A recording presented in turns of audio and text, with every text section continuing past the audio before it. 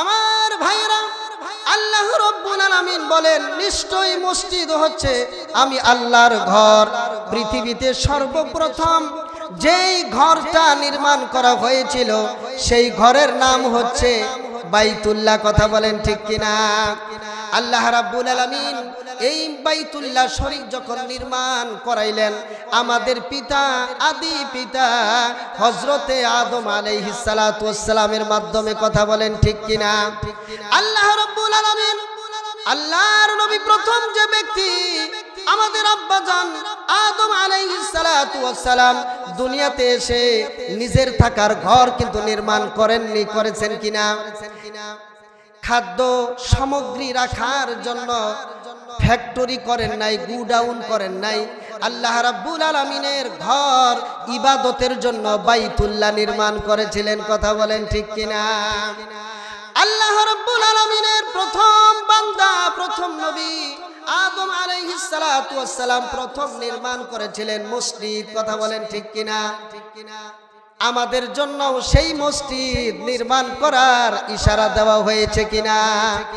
নাকি নিজের থাকার ঘরটাকে সুন্দর করব, নিজে খাদ্য সামগ্রী রাখার জন্য গুডাউন আমরা প্রস্তুত করব, এগুলি করব না সর্বপ্রথম আল্লাহর ঘর মসজিদ নির্মাণ করতে হবে? কথা বলেন ঠিক কিনা? আল্লাহর ঘর মসজিদ নির্মাণ করতে হবে। আমার ভাইয়েরা, বন্ধুরা, আল্লাহ রাব্বুল আলামিন পৃথিবীতে সর্বপ্রথম বাইতুল্লাহ নির্মাণ করলেন। কোন ব্যক্তি যদি বাইতুল্লাহতে 1 রাকাত নামাজ পড়ে, আল্লাহ রাব্বুল আলামিন তার আমল নামায় 1 লক্ষ রাকাত নামাজ পড়ার সওয়াব তার আমল নামার ভেতরে দিবেন। কথা বলেন ঠিক কিনা? আমার ভাইয়েরা, মসজিদে নববী, আল্লাহ রাসূল সাল্লাল্লাহু আলাইহি ওয়াসাল্লাম যেই মসজিদে তিনি নামাজ পড়িতেন সেই মসজিদ হচ্ছে মসজিদে নববী। এই মসজিদে কোনো ব্যক্তি যদি 1 রাকাত নামাজ পড়ে, আল্লাহ রাব্বুল আলামিন তার আমল নামার ভেতরে 1000 নেকি দান করবেন। কথা বলেন ঠিক কিনা? আল্লাহ রাসূল সাল্লাল্লাহু আলাইহি ওয়াসাল্লাম নিজে ইচ্ছা পোষণ করলেন দিনের কাজগুলা প্রচার প্রসার করার জন্য, ইসলামের দাওয়াতের মিশনকে আরো অগ্রগামী করার জন্য, মানুষের কাছে দ্রুত গতিতে সেগুলি পৌঁছায়া দেওয়ার জন্য একটি মসজিদ নির্মাণ করা প্রয়োজন মনে করেছিলেন। সেই মসজিদরা আল্লাহ রাসূল নিজের হাতে নির্মাণ করেছিলেন। সেই মসজিদের নাম হচ্ছে মসজিদে কুবা। মসজিদে কুবা আল্লাহ রাসূল নির্মাণ করেছিলেন। এই যে আমরা আল্লাহর ঘর মসজিদ নির্মাণ করেছি, আল্লাহ রাসূলও মসজিদ নির্মাণ করেছিলেন। কথা বলেন ঠিক কিনা?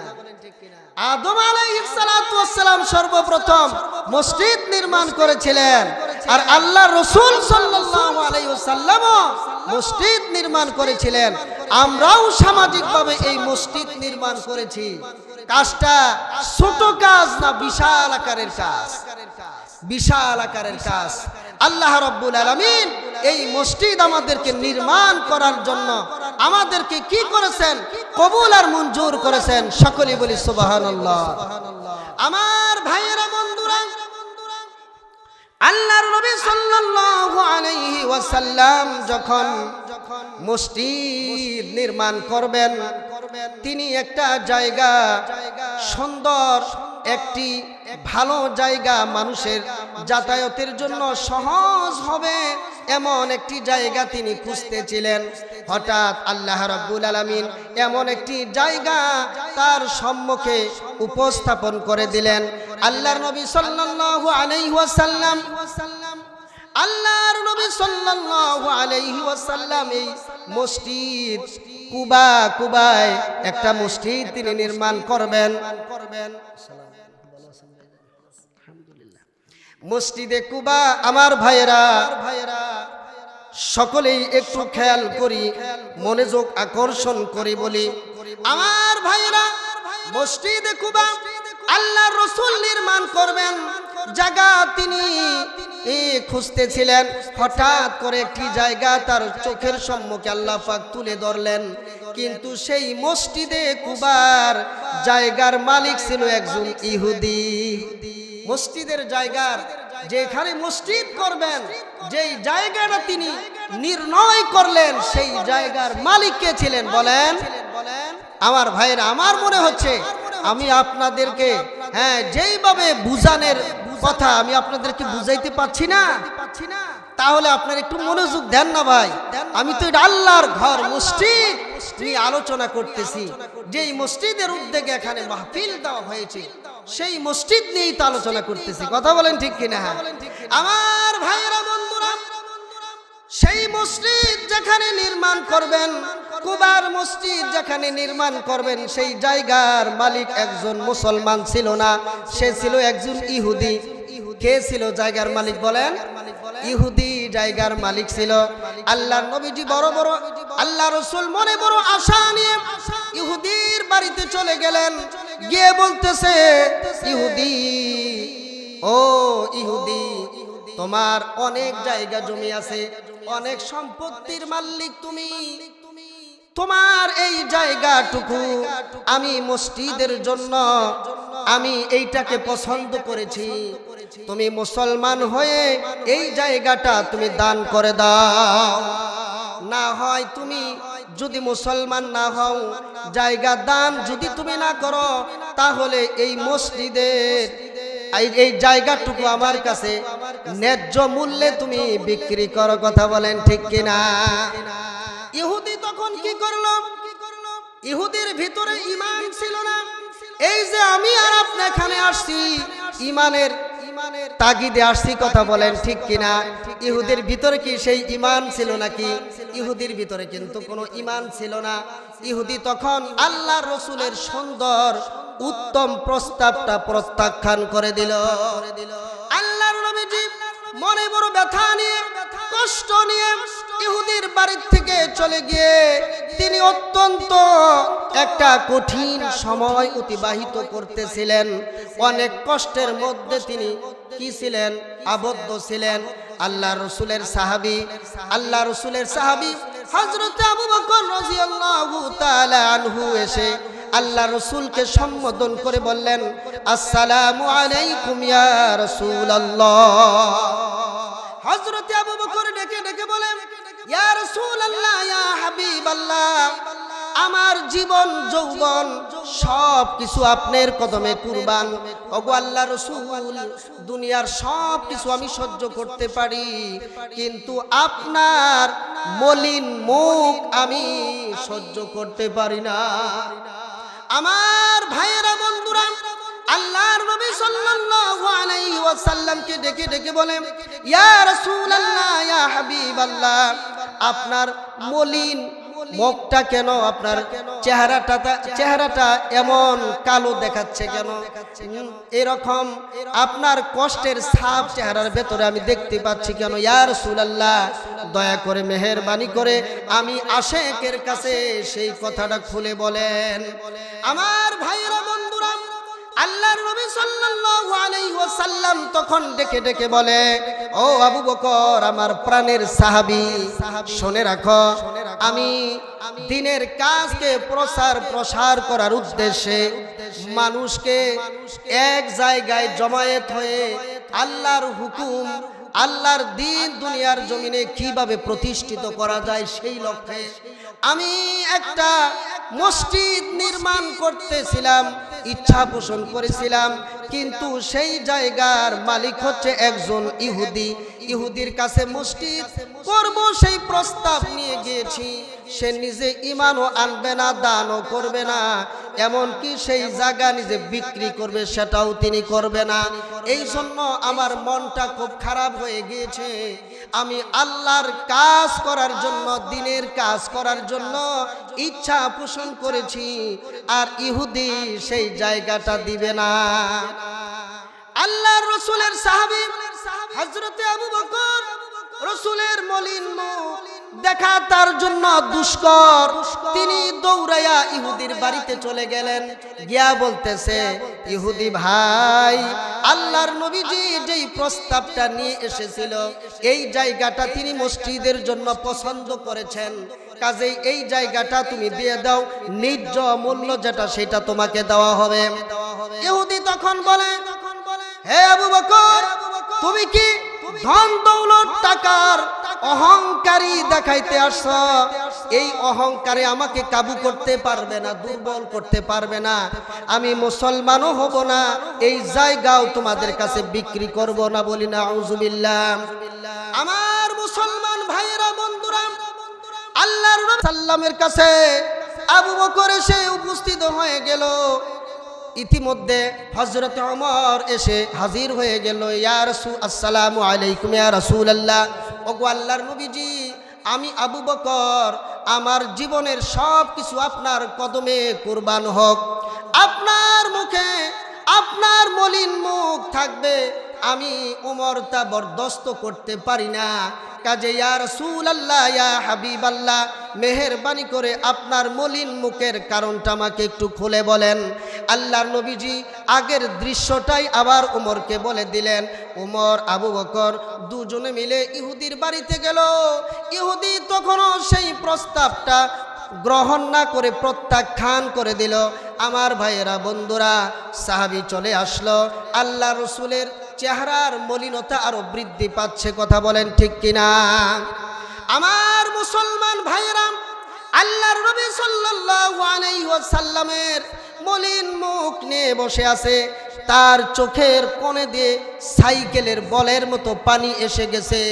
ইতিমধ্যে আল্লাহর নবীজির আশেক হযরতে উসমান গনি দীর্ঘদিন তিনি ব্যবসার কাজে বিদেশে সফর করে অনেক দিন পরে 1 মাস 14 দিন কি তার কম বেশি সময়ের কথা কিতাবের ভেতরে এসেছে।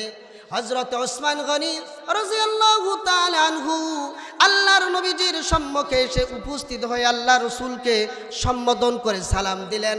আসসালামু আলাইকুম ইয়া রাসূলুল্লাহ। ওগো আল্লাহর নবী, আপনার মলিন চেহারাটা আমি দেখতে পাচ্ছি, কারণ কি? ওগো রাসূল, আপনাকে আমি নিজের জীবনের চাইতেও বেশি ভালোবাসি, সব কিছুর চাইতে আমি আপনাকে ভালোবাসি। ইয়া রাসূলুল্লাহ, ইয়া হাবিবাল্লাহ, আমি আমার ধন সম্পদ, আমি আমার নিজের জীবন, আমার পিতা মাতা, আমার স্ত্রী, আমার ছেলে মেয়ে সব কিছু আপনার কদমে আমি আল্লাহ রসুল সুপর্দ করে দিতে পারি, কিন্তু আপনার মলিন মুখ আমি দেখতে পারি না। আমার ভাইয়েরা, বন্ধুরা, হযরতে উসমান গনি রাদিয়াল্লাহু তাআলা আনহু বললেন, ইয়া রাসূলুল্লাহ, ইয়া হাবিবাল্লাহ, আমি যখন সফরে ব্যবসার উদ্দেশ্যে যখন আমি বের হই, তখন ইয়া রাসূলুল্লাহ, ইয়া হাবিবাল্লাহ, সর্বশেষে সাক্ষাৎ করি রসুল আপনার সঙ্গে। বলেন সুবহানাল্লাহ। আবার যখন সফর থেকে লম্বা আমি সময় অতিবাহিত করে আসি, আমি যখন লম্বা সময় অতিবাহিত করে আসি, আসার পরে যখন আমি বাড়িতে ফিরি, আমার স্ত্রী, আমার কলিজার টুকরা ছেলে মেয়ে, আমার আব্বা আম্মার চেহারাটা আগে দেখি না, সর্বপ্রথম আপনার রহমতের চেহারাটা আমি সর্বপ্রথম দেখে থাকি। ইয়া রাসূলুল্লাহ, ইয়া হাবিবাল্লাহ, মেহেরবানি করে আপনি বলেন আপনার মুখের মলিনতার কারণ কি? আল্লাহর নবীজি তখন খুলে বললেন, ওই জায়গাটা আমি আল্লাহর ঘর নির্মাণের জন্য, আমি নিজ হাতে মসজিদ বানানোর জন্য ওই জায়গাটা আমি চয়েস করে নিয়েছি, কিন্তু জায়গার মালিক অমক ইহুদির কাছে আমি দাওয়াত নিয়েছি, কালেমা গ্রহণ করো, না হয় জায়গাটা নিজ দামে তুমি আমার কাছে বিক্রি করো। সে আমার এই প্রস্তাবটা গ্রহণ করেনি, এই জন্য আমার মুখটা মলিন হয়ে গিয়েছে, আমি কষ্ট অনুভব করতেছি।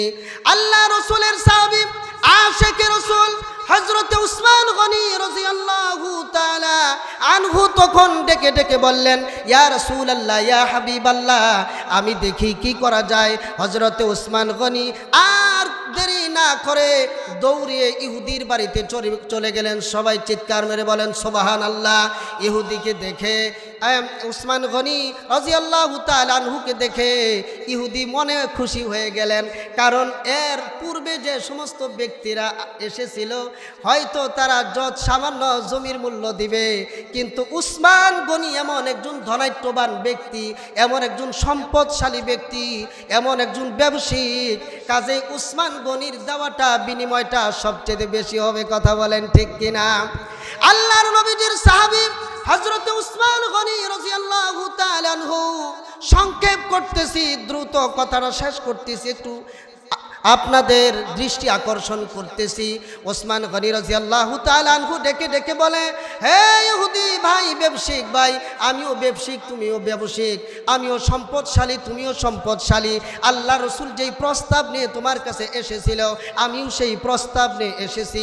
তুমি এত জায়গা জমি সম্পত্তি থাকার পরেও তুমি এই জায়গাটা আল্লাহ রসুলের কাছে বিক্রি না করার কারণটা তোমার বলতে হবে।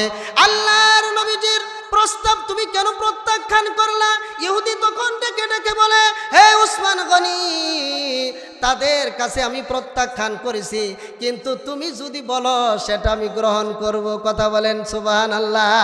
ওসমান গনি রাদিয়াল্লাহু তাআলা আনহু তখন বললেন, ইহুদি রে, এই জায়গাটা তুমি দিবা, বিনিময় কি নিতে চাও, কি তুমি আমার কাছে চাও, তুমি বলো। ওসমান গনি বলেন, কি চাও তুমি আমার কাছে বলো।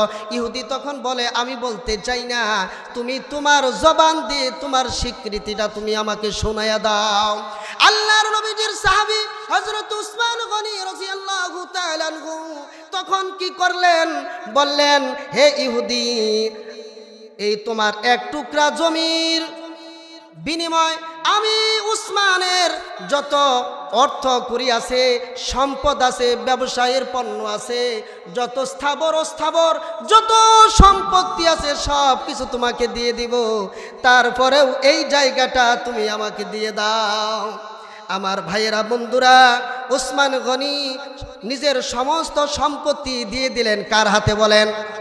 ইহুদির হাতে দিয়ে দিলেন। কিসের কারণে বলেন? আল্লাহর নবীজির চেহারাটাকে একটু খুশি হাসি মুখে দেখার জন্য, কথা বলেন ঠিক কিনা? এই হচ্ছে আশেকে রসুল।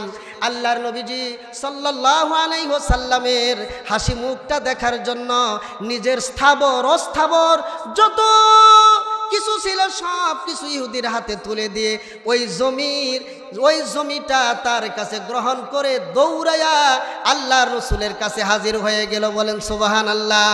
আল্লাহ রসুলের কাছে গিয়া বলতেছি, ইয়া রাসূলুল্লাহ, ইয়া হাবিবাল্লাহ, এই তো আপনার আকাঙ্ক্ষিত জায়গাটা মসজিদের জন্য আপনি চেয়েছিলেন, আমি নিয়ে এসেছি।